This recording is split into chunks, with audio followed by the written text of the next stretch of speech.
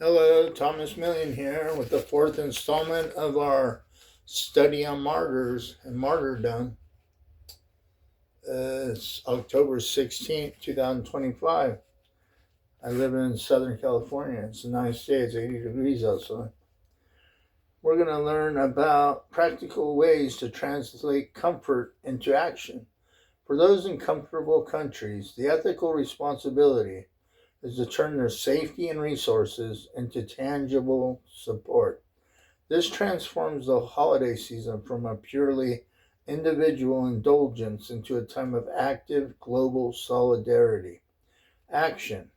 How it connects to holding on to Jesus. Prayer and intercession.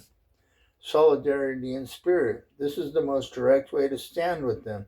Organizations provide specific prayer requests for protection, trauma, healing, courage, etc.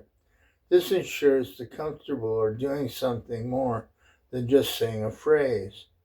Financial support, practical care, donations to established organizations like Open Doors, Voice of the Martyrs, Aid to the Church in Need.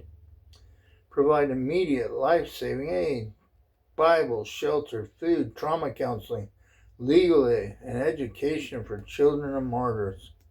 Advocacy and awareness. Speaking for the voiceless. Use freedom of speech and political influence to lobby governments and international bodies on behalf of imprisoned or oppressed believers.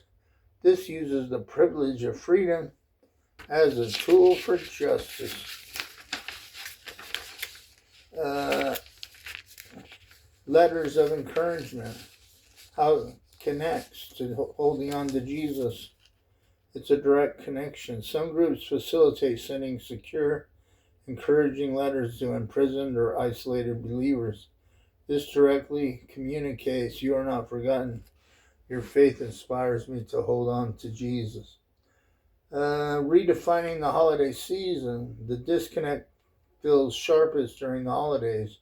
An ethical response is not to abandon the holiday, but to refocus it. Make it an intentional celebration, acknowledging the suffering church during a time of feasting and gift giving creates a sense of gratitude for freedom that is immediately translated into generosity for others.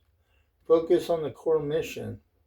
The Christmas story is about a family fleeing persecution, the flight to Egypt, and a king born in a humble vulnerability. Connecting the holiday's message to the reality of the persecuted today gives these celebrations a deeper, more challenging, and honest meaning. That is the profoundly challenging and essential question that gets to the very core of the Christian faith. For billions of people, the belief that Jesus saves is powerful precisely because it does not promise an easy life, but instead provides an ultimate meaning and hope that transcends suffering and death. The central answer rooted in Christian theology and the experience of a persecuted is a distinction between two types of life. Temporal life, life on earth.